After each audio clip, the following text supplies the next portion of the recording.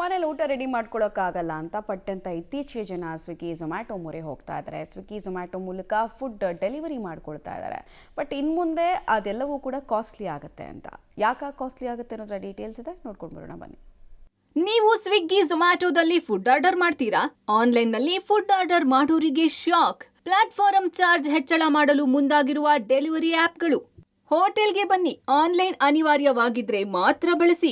S, ಮನೆ ಬಾಗಿಲಿಗೆ ಏನ್ ಊಟ ತಿಂಡಿ ಬೇಕು, ಜಸ್ಟ್ ಒಂದ್ ಕ್ಲಿಕ್ ಮೂಲಕ ಆರ್ಡರ್ ಮಾಡಿ ಸವಿಯೋ ಡಿಜಿಟಲ್ ದುನಿಯಾ ಇದು. ಈಗ ಈ ಡಿಜಿಟಲ್ ಡೆಲಿವರಿ ಸಂಸ್ಥೆಗಳು ಗ್ರಾಹಕರಿಗೆ ಶಾಕ್ ನೀಡಲು ಸಜ್ಜಾಗಿದೆ. ಸ್ವಿಗ್ಗಿ, ಝೊಮ್ಯಾಟೊ ಸೇರಿದಂತೆ ಫುಡ್ ಡೆಲಿವರಿ ಆಪ್ಗಳು ಪ್ಲಾಟ್ಫಾರ್ಮ್ ಚಾರ್ಜ್ ಹೆಚ್ಚು ಮಾಡೋಕೆ ಮುಂದಾಗಿದೆ.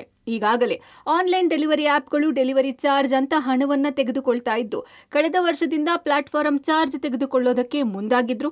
2 ರಿಂದ 3 ರೂಪಾಯಿ ಇದ್ದ ದರ ಇದೀಗ 12 ರಿಂದ 15 ರೂಪಾಯಿವರೆಗೆ ಏರಿಕೆ ಮಾಡಿದ್ದಾರೆ. ಸ್ವಿಗ್ಗಿ ಪ್ಲಾಟ್ಫಾರ್ಮ್ ಚಾರ್ಜ್ 12 ರೂಪಾಯಿ, ಝೊಮ್ಯಾಟೊ 15 ರೂಪಾಯಿಗೆ ಏರಿಕೆ ಆಗಲಿದೆ. ಈ ಬಗ್ಗೆ ಹೋಟೆಲ್ ಮಾಲೀಕರ ಸಂಘದವರು ಆಕ್ರೋಶ ವ್ಯಕ್ತಪಡಿಸಿದ್ದಾರೆ.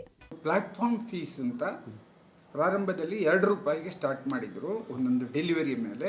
ಕಳೆದ 2 ವರ್ಷದಲ್ಲಿ ಅದನ್ನು ಈಗ 6 ತಿಂಗಳಿಗೊಮ್ಮೆ 3 ತಿಂಗಳಿಗೊಮ್ಮೆ ಹೆಚ್ಚಿಸಿ ಮಾಡಿ ಈಗ 14 ರೂಪಾಯಿಗೆ ಬಂದಿದ್ದಾರೆ. ಡೆಲಿವರಿಗೂ ಪ್ಲಾಟ್ಫಾರ್ಮ್ ಫೀಸ್ ಅಂತ ಪ್ರತಿ ಒಂದು ಡೆಲಿವರಿಯಲ್ಲಿ 14 ರೂಪಾಯಿ ಅವರು ಪಡಿತಾರೆ, ಪ್ಲಸ್ GST.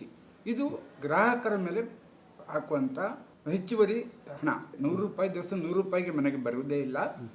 ಸುಮಾರು 60 to 65% ಎಕ್ಸ್ಟ್ರಾ ಆಗಿಬಿಡ್ತದೆ. ಅಲ್ಲಿ ಹೋಟೆಲ್ ರೇಟ್ಗಿಂತ ಅಷ್ಟು ಹೆಚ್ಚುವರಿ ಹಣ ಪ್ರತಿ ಗ್ರಾಹಕರು ಕೊಡಬೇಕಾಗ್ತದೆ.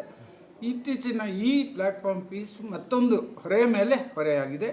ಹಬ್ಬಗಳು ಆರಂಭವಾಗಿರುವ ಈ ಹೊತ್ತಿನಲ್ಲಿ ಕಂಪನಿಗಳು ದರ ಹೆಚ್ಚಳ ಮಾಡಿವೆ. ಅಲ್ಲದೆ ಈ ಕಂಪನಿಗಳು ಊಟ ತಿಂಡಿಯನ್ನ ಮನೆ ಬಾಗಿಲಿಗೆ ತಲುಪಿಸುವ ಸೇವೆಗೆ GST ವ್ಯವಸ್ಥೆಯ ಅಡಿಯಲ್ಲಿ 18% ತೆರಿಗೆಯನ್ನ ಸೆಪ್ಟೆಂಬರ್ 22ರಿಂದ ಜಾರಿ ಬರಲಿರುವ ಕಾರಣಕ್ಕೆ ಅದರ ಹೊರೆಯು ಗ್ರಾಹಕರ ಮೇಲೆ ಬೀಳಲಿದೆ. ಜೊತೆಗೆ ಸಂಸ್ಥೆಗಳ ಪ್ಲಾಟ್ಫಾರ್ಮ್ ಚಾರ್ಜ್ ಕೂಡ ಹೆಚ್ಚು ಮಾಡ್ತಿದೆ.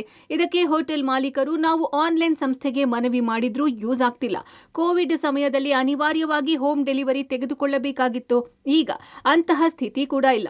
ಹೋಮ್ ಡೆಲಿವರಿ ಮಾಡಿಸಿಕೊಳ್ಳೋದ್ರಿಂದ ಊಟದ ತಾಜಾತನ, ಬಿಸಿ ಕೂಡ ಇರೋಲ್ಲ.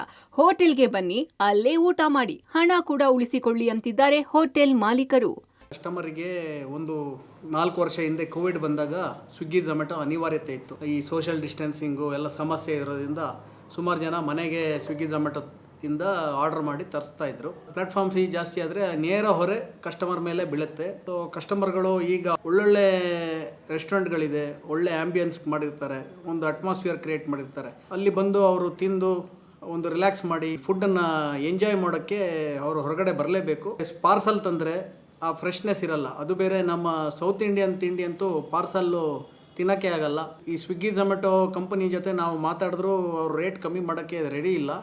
ಅದ್ರ ಮೇಲೆ GSTನೂ ಜಾಸ್ತಿ ಆಗಿದೆ. ತೀರಾ ಅನಿವಾರ್ಯತೆ ಇದ್ದರೆ ಮಾತ್ರ ಸ್ವಿಗ್ಗಿ ಝೊಮ್ಯಾಟೊನ ಬಳಸಬೇಕು. ಇಲ್ಲಾದರೆ ನೀವು ಹೊರಗಡೆ ಬಂದು ಹೋಟ್ಲ್ಗಳಲ್ಲಿ ತಿನ್ನಬೇಕು ಅಂತ ನಾನು ಹೇಳ್ತೀನಿ. ಒಟ್ನಲ್ಲಿ ಪ್ಲಾಟ್ಫಾರ್ಮ್ ಚಾರ್ಜ್ ಹೆಸರಲ್ಲಿ ಕಳೆದ ವರ್ಷದಿಂದ ಗ್ರಾಹಕರಿಗೆ ಕಡಿಮೆ ಪ್ರಮಾಣದಲ್ಲಿ ಹೊರೆ ಹಾಕಲು ಮುಂದಾಗಿದ್ದ ಈ ಆನ್ಲೈನ್ ಕಂಪನಿಗಳು ಇದೀಗ ದೊಡ್ಡ ಮಟ್ಟದಲ್ಲಿ ಹೊರೆ ಹಾಕಲು ಮುಂದಾಗಿರೋದಕ್ಕೆ ಗ್ರಾಹಕರು ಮಾತ್ರವಲ್ಲ, ಹೋಟೆಲ್ ಮಾಲೀಕರು ಕೂಡ ಆಕ್ರೋಶ ವ್ಯಕ್ತಪಡಿಸುತ್ತಿದ್ದಾರೆ.